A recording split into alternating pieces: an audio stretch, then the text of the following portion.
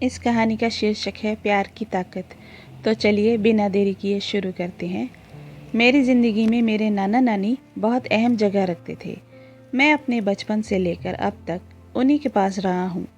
मैंने अपने पापा को भी ठीक से देखा नहीं था और कभी उनके साथ बहुत वक्त बिताया भी नहीं था जो पता हो कि उनका व्यवहार कैसा है, वो मेरे बारे में क्या सोचते हैं, मुझे मिलने का उनको दिल करता है कि नहीं। मैं पेशे से एक इंजीनियर हूँ और जो घटना मेरे साथ हुई मैं उस पर अब तक यकीन नहीं कर पा रहा था।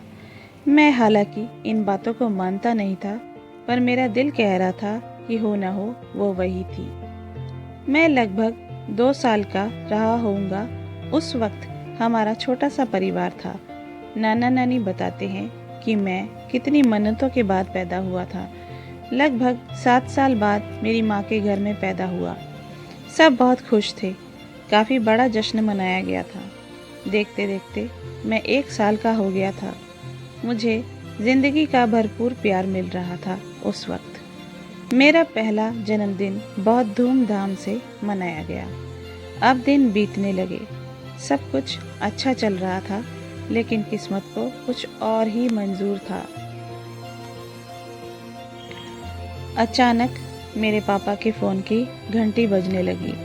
पड़ोस के फ्लैट में से फ़ोन आया था। फ़ोन सुनने के बाद मेरे पापा की हालत बदहवास हो चुकी थी। उन्होंने घर की तरफ दौड़ लगा दी थी। पड़ोस में रहने वाले मिश्रा जी का फ़ोन था। वो पापा को बोल रहे थे कि नंदिता बिल्डिंग की बालकनी से गिर गई है, और आगे जो अंकल ने बोला उनको अपने कानों पर विश्वास नहीं हुआ। अंकल ने बोला नंदिता पता नहीं कैसे गिर गई और शायद उसकी मृत्यु हो गई है।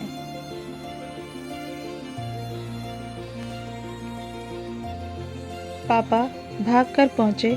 काफ़ी भीड़ जमा थी वहां पर। पुलिस भी आ चुकी थी। हमारा फ्लैट 20वीं मंजिल पर था। माँ सिर के बल गिरी हुई थी। उनका सिर फट गया था और उनकी मृत्यु हो चुकी थी। पुलिस पापा का ही इंतज़ार कर रही थी। उनका बयान लिया और लाश को पोस्टमार्टम के लिए भिजवा दिया गया। अब पुलिस ने हर एंगल से जांच की। उनको कुछ भी नहीं मिला और उन्होंने उसको हादसा मानते हुए केस को बंद कर दिया था। सबको उनकी मृत्यु का कारण पैर फिसलना बताया गया था। अब पापा अकेले हो गए थे। वो मेरा ख्याल रखते या ऑफिस जाते, तो उन्होंने मुझे नाना नानी के पास भेज दिया और अब मैं वहीं रहने लगा। मेरे दादा दादी ने अपने बेटे की अकेलेपन की दुहाई देकर उनकी दूसरी शादी करवा दी थी। मैं पढ़ाई में अच्छा था और अच्छे ग्रेड से पास होकर मैंने इंजीनियरिंग कर ली थी। मेरे नाना नानी ने जितना मुझे बताया था मुझे उतना ही पता था। मेरी जॉब भी लग गई थी। मैं काम से घर जाता और घर से काम, यही मेरी दिनचर्या थी।